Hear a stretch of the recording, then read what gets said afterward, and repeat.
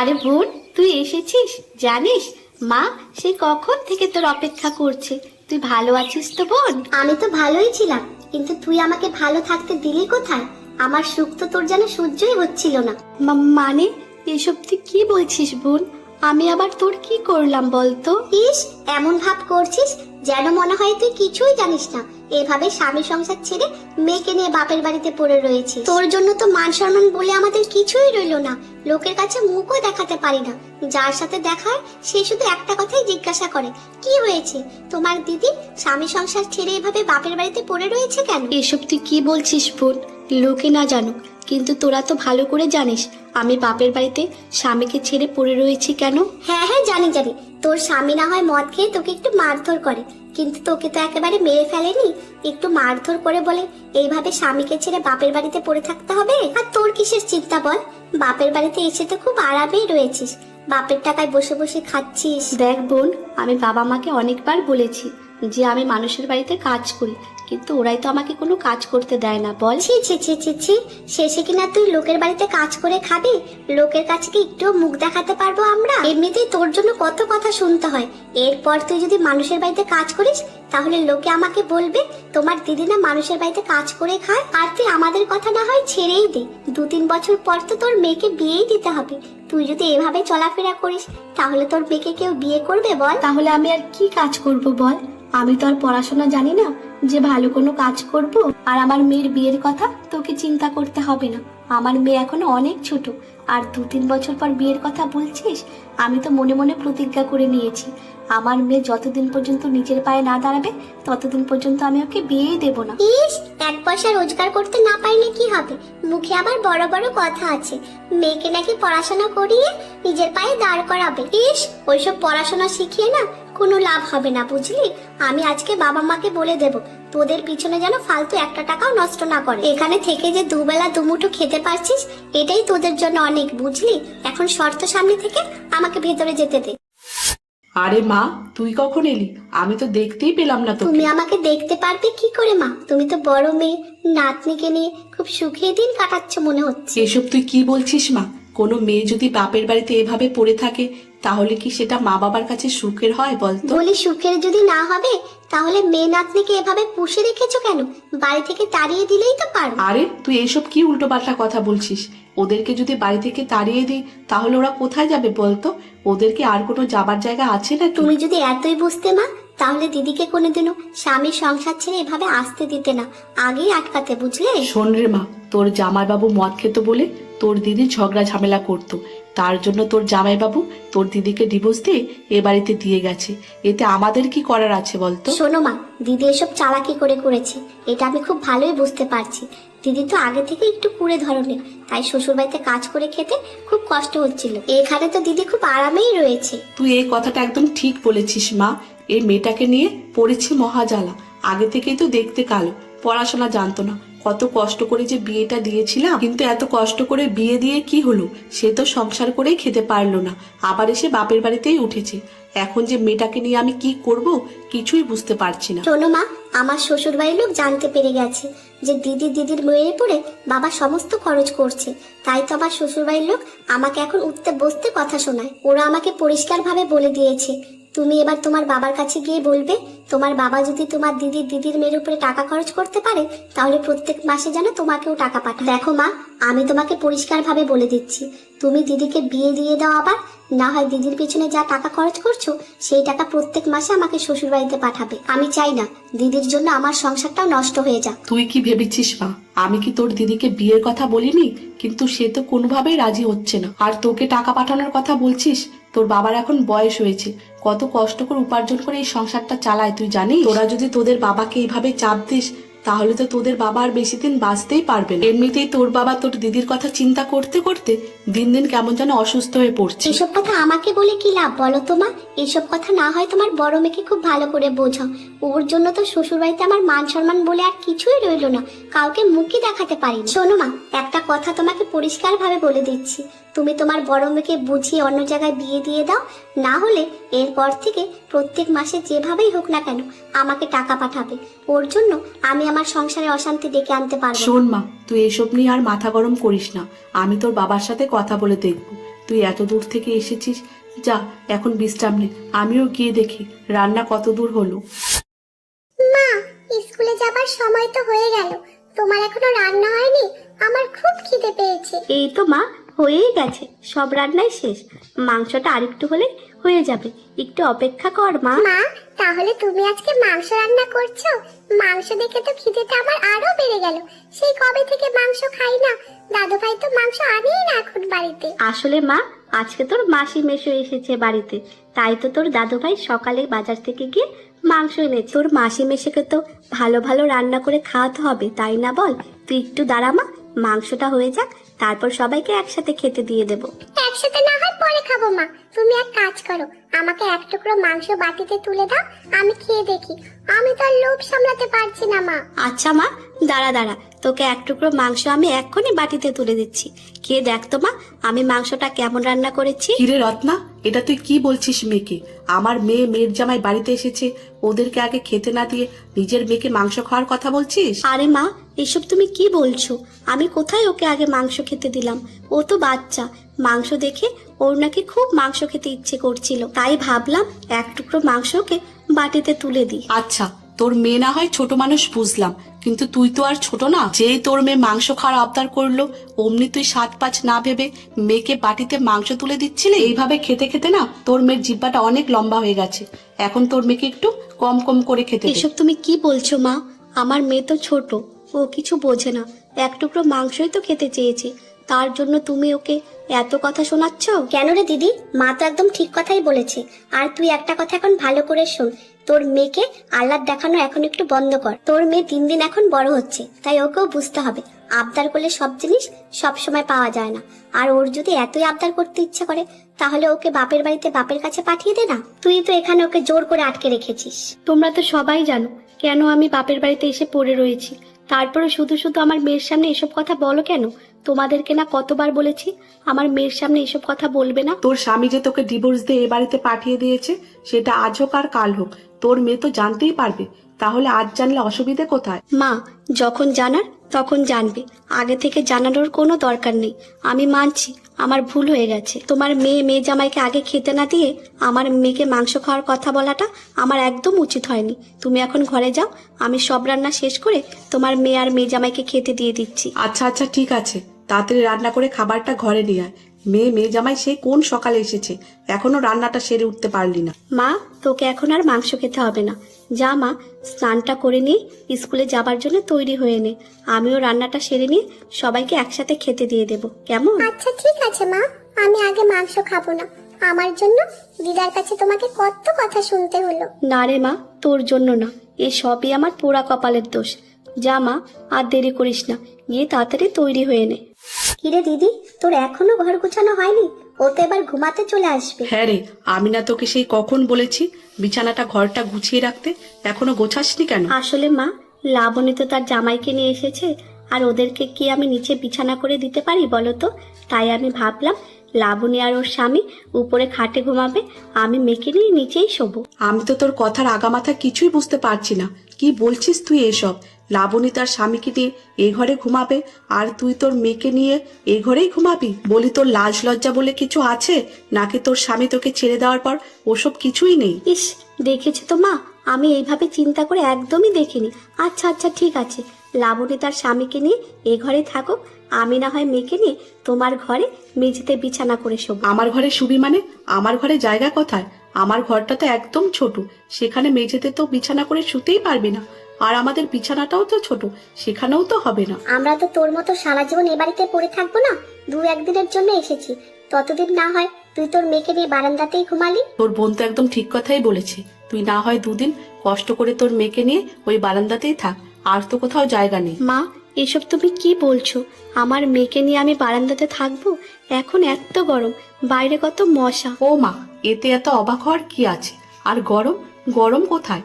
বাইরে তো বারান্দা চতুর্দিকে খোলা, কি সুন্দর বাতাস। গরমের দিনে তো বাইরে শুতে কোনো অসুবিধা নেই। দিদি, আমার স্বামীকে নিয়ে আমি এ বাড়িতে এসেছি, তোর মনে হয় খুব অসুবিধে হয়ে যাচ্ছে। ঠিক আছে, তোকে আর বারান্দাতে ঘুমাতে হবে না।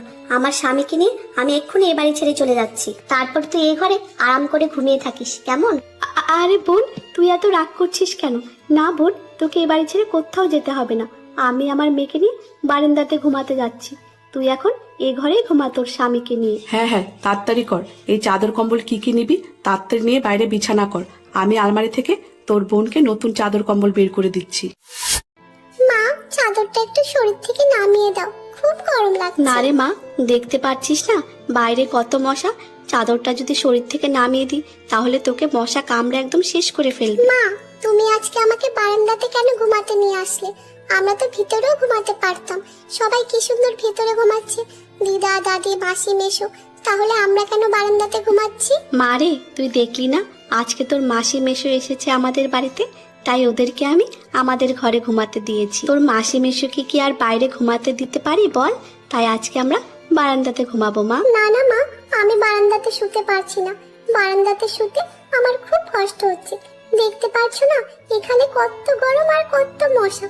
চলো মা, দিদার ঘরে চলো, আজকে আমরা দিদার ঘরে ঘুমাবো। তোকে একটা কথা আমি কতবার বলবো, বললাম তো আজকে আমাদের বারান্দাতেই ঘুমাতে হবে। তোর দিদার ঘরে শোবার মতো জায়গা নেই, বুঝলি? মা, তুমি জানি এখন কেমন হয়ে গেছো, কথায় কথায় শুধু আমাকে বকা দাও। তুমি তো আগে আমাকে এত বকা দিতে না মা। মা রে শোন, তোকে একটা কথা বলি, এখন থেকে তোর দাদু দিদার বাড়িতে আমাদের কপালে শোবার জন্য এই বারান্দায় জুটবে। এখন থেকে কয়েকটা দিন আমাদের এই বারান্দাতেই ঘুমাতে হবে, বুঝলি? মা, আমি তোমার এই কঠিন কঠিন কথা কিছুই বুঝতে পারছি না। জানো মা, আগে যখন বাবার সাথে মামার বাড়িতে আসতাম তখন দাদু আমাদের কত আদর করতো, দিদাও আদর করতো।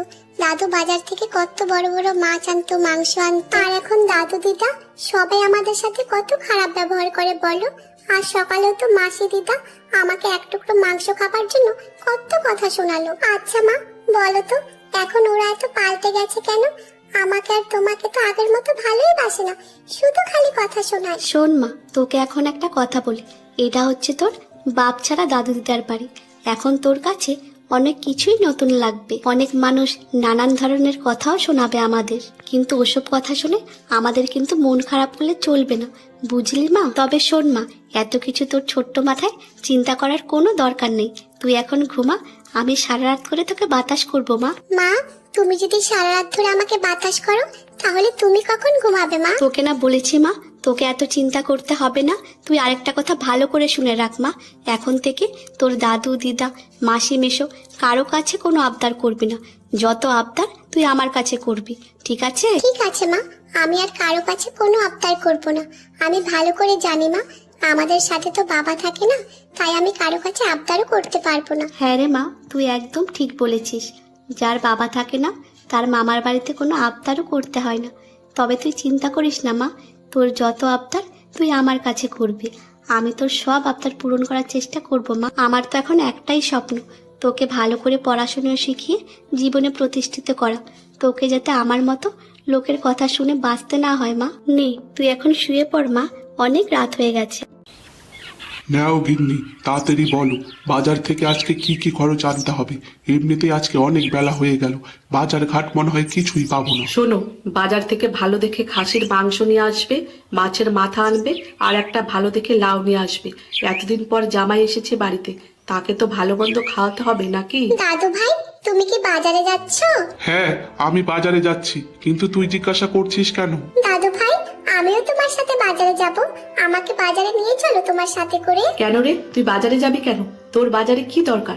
আর তাছাড়া এর আগেও না তোকে কতবার বলেছি, তোর দাদু যখন বাজারে যাবে একদম বায়না করবি না তুই বাজারে যাবার জন্য। কেন দিদা, দাদু যখন আগে বাজারে যেত তখন তো সাথে করে আমাকে নিয়ে যেত, তাহলে এখন নিয়ে যেতে সমস্যা কোথায়? না দাদু, আমি কিন্তু বাজারে যাব, আমাকে নিয়ে চলো। কেন, তুই কি এখনো ছোট আছিস নাকি যে তোকে সাথে করে আমাকে বাজারে নিয়ে যেতে হবে? না, তোকে আমি বাজারে নিয়ে যেতে পারবো না। যা তো, চোখের সামনে থেকে এখন দূর হয়ে যা। কি হলো বাবা তোমার? তুমি আমার মেয়ের সাথে এমন রাগারাগি করছো? আমার মেয়ে কি তোমাকে কিছু বলেছে? কিরে মা, তোর দাদুকে তুই কি বলেছিস? তোর দাদু তোর উপর এত রাগ করে কথা বলছে কেন? কি হয়েছে সবকিছু খুলে বলতো আমায়। কতবার বলেছি তোর মেয়েকে একটু সামনে রাখ, এখন এত বড় হয়ে গেছে তবুও তোর বাবার সাথে বাজারে যাবার জন্য কেমন বায়না করছে। নাতনি দাদুর সাথে বাজারে যাবে, এটা তো খুব ভালো কথা, এতে অসুবিধা কোথায়? যাক না মা, তুমি ওর সাথে এমন করছো কেন? তোর মেয়েকে আমার সাথে বাজারে নিয়ে গেলে অসুবিধা আছে, তোর মেয়ে যদি আমার সাথে বাজারে যায় শুধু এটা খাবে ওটা খাবে বলে বায়না করে। আচ্ছা, আমার কাছে কি এত টাকা আছে যে ও যা বায়না করবে তাই ওকে কিনে দিতে হবে?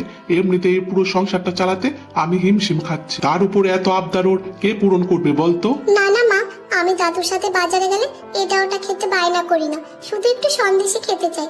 আচ্ছা ঠিক আছে মা, আমি আজকে না হয় সন্দেশটাও খাবো না, কিন্তু আমি দাদুর সাথে বাজারে যাবই। মা, তুমি দাদুকে বলো না আমাকে দাদুর সাথে করে যেন বাজারে নিয়ে যায়। কিসের সন্দেশ? হ্যাঁ, কিসের সন্দেশ? কালকেই না আমি তোকে ভালো করে বোঝালাম যে কারো কাছে তুই কোনো আবদার করবি না, তারপরেও কেন তোর দাদুর কাছে আবদার করিস? তোর কোনো বাজারে যাওয়া হবে না, বুঝলি? এখন ওকে বলে কি লাভ? তোকে তো কতবার বলেছি মেয়ের একটু খাওয়া কমা, নইলে দিন দিন ওর খাই খাই এভাবে বাড়তেই থাক। আর আমাদেরই কপাল পোড়া, মানুষের মেয়েকে বিয়ে দিলে কি সুন্দর শ্বশুর বাড়িতে সংসার করে, আর আমাদের মেয়েকে বিয়ে দেওয়ার পর আবার এসে আমাদের ঘাড়ের উপরে বসে বসেই খাচ্ছে। আরে এখন এসব কথা বলে কোনো লাভ আছে নাকি? বিপদ যা হওয়ার তা তো হয়েই গেছে। আর তাছাড়া ঘরের ভেতরে একটা জামাই রয়েছে, তোমাদের এইসব কথা শুনতে পেলে মনে মনে কি ভাববে বলো তো? মা, তুমি প্রত্যেকদিন এইভাবে আমার মেয়েটাকে খাবার কোটা দাও কেন বলো তো? ও তো একটু খেতে ভালোবাসে, তাও তো আমি ওকে তেমন কিছুই খাবার দিতে পারি না। একটু খাবার খাওয়ার জন্য তুমি দিদা হয়ে ওকে এসব কথা শোনাচ্ছ? আরে তোকে আমি শেষবারের মতো বলে দিচ্ছি, এরপর থেকে কারো কাছে আর কোনো কিছু আবদার করবি না, বুঝলি? চল, এখন তোর আর কোনো বাজারে যেতে হবে না, ঘরে চল, গিয়ে পড়তে বসবি। এই কথা বলে রত্না তার মেয়েকে নিয়ে সেখান থেকে চলে যেতে লাগলো। দেখেছো তোমার মেয়ের জেদ? দেখেছো একটু ওকে কথা শোনাতে না শোনাতে ওর মেয়েকে বকাঝকা করে এখান থেকে নিয়ে চলে গেল। দেখো গিন্নি, প্রত্যেকদিন বাড়িতে এমন রঙ্গ তামাশা আমার কিন্তু ভালো লাগছে না। এমনিতে এই মেয়েটার জন্য আমি বাইরে কারো কাছে মুখ দেখাতে পারছি না, তার উপরে মেয়েটার আবার এত জেদ। তুমি কিন্তু মেয়েটাকে ভালো করে বুঝিও, নইলে আমার থেকে খারাপ আর কেউ হবে না, বুঝলে? এ কি মা, আমাকে শুধু একাই খেতে দিলেন? আপনারাও সাথে বসে গেলে পারতেন। এভাবে কি একা একা খাওয়া যায়? না না বাবা, তুমি এখন আমাদের একমাত্র জামাই, কত আদরের। তুমি আগে ভালো করে খেয়ে নাও, তারপর না হয় সবাই আমরা খাবো। মা, তোমাদের জামাই বলছিল কালকেই আমরা চলে যাব, দুদিন তো হয়ে গেল আমরা এসেছি। বলো তোরা এসব কি বলছিস বোন? তোরা না হয় আর কিছুদিন থেকে যা। তোরা এসেছিস, বাড়িটা কি সুন্দর ভরাট ভরাট লাগছিল, তোরা চলে গেলে বাড়িটা তো সেই আবার ফাঁকা হয়ে যাবে। না না দিদি, আসলে ওইদিকে তো আমাদের বাড়িটা ফাঁকা হয়ে রয়েছে, মা বাড়িতে একা রয়েছে, তাই আমি আর লাবণী ঠিক করেছি কাল সকাল হতে আমরা চলে যাব। তুমি যে কাকে কি বোঝাচ্ছ? দিদি কি এসব কিছু বোঝে নাকি? দিদি যদি এসব কিছু বুঝতো তাহলে নিজের স্বামীর সংসার ছেড়ে এভাবে বাপের বাড়িতে পড়ে থাকতো না। শোন দিদি, তুই তো শ্বশুর বাড়ি ছেড়ে একেবারের জন্যই চলে এসেছিস, তাই তোর তো আর কোনো চিন্তা নেই। কিন্তু আমার তো শ্বশুর বাড়ি রয়েছে বল, তাই আমার শ্বশুর বাড়ির জন্য চিন্তাও করতে হবে। তাই আমি ভেবেছি কাল সকাল হলেই চলে যাব। তুই একদম ঠিক কথাই বলেছিস মা, শ্বশুর বাড়ির জন্য চিন্তা করবি না তো কার জন্য চিন্তা করবি? বিয়ের পরে মেয়েদের শ্বশুর বাড়িই আসো, কিন্তু এই কথা কজনে বোঝে বল? জামাই বাবা জীবন, তোমাকে একটা কথা বলি, বাড়ি যাচ্ছ যাও, তোমাকে আমি আটকাবো না, কিন্তু কিছুদিন পরে কিন্তু মেয়েকে নিয়ে আবার চলে আসতে হবে। বাড়িতে গিয়ে যেন আমাদের ভুলে যেও না। মা, এটা আপনি কেমন কথা বললেন? আমি কিন্তু ও বাড়িতেও সবসময় আপনার মেয়ের কাছে আপনাদের খোঁজ খবর নেই। আর কিছুদিন পর তো আমি ছুটি পাচ্ছি, তখন না হয় আপনার মেয়েকে নিয়ে আবার এই বাড়িতে বেড়াতে চলে আসবো। আপনারা একদম চিন্তা করবেন। সত্যি বাবা, ভাগ্য করে এমন জামাই পাওয়া যায়, নইলে শ্বশুর শাশুড়ির কথা কেউ এত চিন্তা করে বলো তো? কিন্তু একদিকে আমার কপালটা খুব খারাপ, আমার যদি আরেকটা জামাই থাকতো তাহলে মিলেমিশে কি সুন্দর করে আমরা জীবন কাটাতাম। না, এদিক দিয়ে আমার কপালটা খুবই খারাপ। আরে এই নিয়ে তোমার আর দুঃখ করে লাভ আছে? কেউ যদি তার নিজের কর্মের জন্য নিজের কপাল পোড়ায়, এতে তোমার কি দোষ বলো তো? নাও এখন এইসব প্যাচাল বন্ধ করো তো, জামাই বাবা জীবনকে ভালো করে খেতে দাও। তখন থেকে এসব কথা বলার জন্য জামাইটা আমার ভালো করে খেতেই পারছে না। আরে রত্না রানী, ভালো আছো? ইস, তোমাকে দেখে না আমার খুব কষ্ট হয়। বাপের বাড়িতে কত কাজ করে খেতে হয় তোমাকে। আরে শ্যামলদা, তুমি? শ্যামলদা, বাবা এখন বাড়িতে নেই, এখন যাও, বাবা আসলে পরে আসবে। আরে ধুর পাগলি, আমি কি তোমার বাবার সাথে দেখা করতে এসেছি নাকি? আমি তো এসেছি তোমাকে দেখতে, আমার রত্না রানীকে দেখতে। তোমাকে আমি কতবার বলেছি তুমি আমাকে বিয়ে করে নাও, তোমাকে একদম রানীর মতো করে রাখবো। বাপের বাড়িতে এত কষ্ট তোমাকে করতে হবে না। দেখো শ্যামলদা, তুমি কিন্তু আমাকে সবসময় এভাবে বিরক্ত করবে না। আমি বলেছি না, আমি তোমাকে কোনোদিনও বিয়ে করব না। এখন তুমি এখান থেকে চলে যাও, নইলে কিন্তু খুব খারাপ হয়ে যাবে। কিরে শ্যামল, তুই এই সময় আমাদের বাড়িতে এসেছিস কেন? কি দরকার বল? আরে কাকিমা, আমি তো আমার নিজের ইচ্ছেতে আসিনি, আপনার মেয়ে তো বললো আমাকে নাকি আপনার মেয়ের খুব দেখতে ইচ্ছে করছে, তাই তো এলাম। আচ্ছা রত্না রানী, তাহলে এখন আমি আসি, কেমন? আবার যদি আমার কথা মনে পড়ে তাহলে আমাকে খবর দিও, আমি তোমার সাথে দেখা করতে চলে আসবো। ছি ছি ছি, শেষে কিনা তুই এইসব নষ্টামি শুরু করেছিস? বাড়িতে এইভাবে পরপুরুষকে ডেকে গল্প করছিস? এখন আমি খুব ভালো করে বুঝতে পারছি নিজের স্বামীকে ছেড়ে তুই এইভাবে এখানে পড়ে রয়েছিস কেন। না মা, তুমি বিশ্বাস করো, আমি শ্যামলদাকে এখানে আসতে বলিনি। শ্যামলদা নিজের ইচ্ছাতে এখানে এসেছে। শ্যামলদা আমাকে মাঝে মাঝে এভাবে বিরক্ত করে। আমাদের বাড়িতে এসে আমাকে বলছে আমাকে নাকি দেখার জন্য এসেছে। তুমি বিশ্বাস করো মা। চুপ কর, তুই চুপ কর, তোর কোনো কথা আমি বিশ্বাস করি না। তুই যদি শ্যামলকে না আসতে বলতি তাহলে ওর সাহস হতো নাকি এ বাড়িতে আসার? দাঁড়া, তোর বাবা আজকে বাড়িতে আসুক, তারপর তোর কুকীর্তির কথা তোর বাবাকে বলছি। না মা, দয়া করে তুমি বাবাকে কিছু বলো না মা। বাবা যদি এসব কথা শুনতে পারে তাহলে মনে মনে খুব কষ্ট পাবে মা। দয়া করে তুমি বাবাকে কিছু বলো না। ইস, এখন গিয়ে তোর বাবার কষ্টের কথা খুব মনে পড়েছে। এসব নষ্টামি করার সময় মনে ছিল না?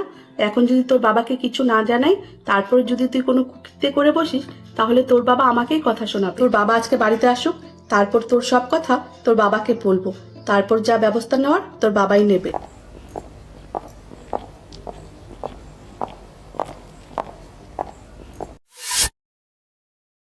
ছি ছি ছি, আমার মেয়ে হয়ে তুই যেমন একটা কুকীর্তি করবি আমি তো ভাবতেই পারছি না। তুই দেখছি যতটুকু মান সম্মান আমাদের বেঁচে আছে সেটাও নষ্ট করে ফেলবি। বাবা, আমি মাকে কত করে বোঝালাম যে তোমাকে যেন এসব কথা কিছু না বলে।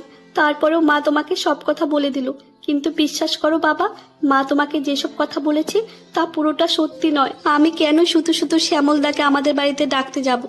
বাবা, বিশ্বাস করো, আমি শ্যামলদাকে ডাকিনি।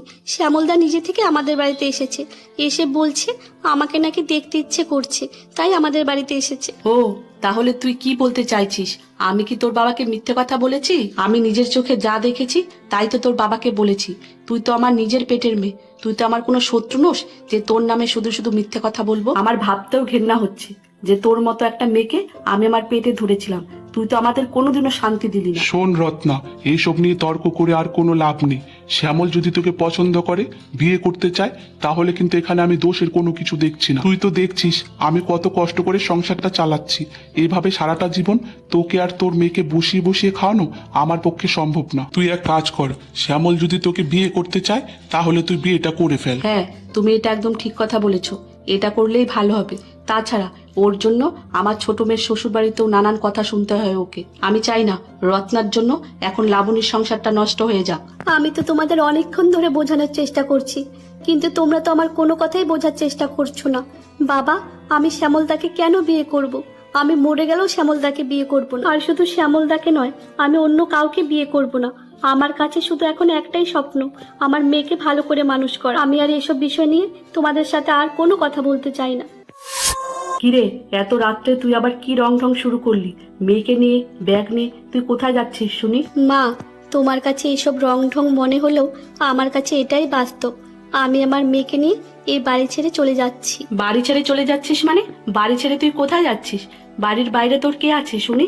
এইসব রং ঢং বাদ দিয়ে যা, ঘরের ভেতর যা, অনেক রাত হয়েছে। এই, তুই এত রাতের বেলা কি সব পাগলামি শুরু করেছিস? মেয়ে মানুষের এত জেদ কিন্তু ভালো না। তোর মা যা বলছে সেটা তুই শোন, যা ঘরে যা।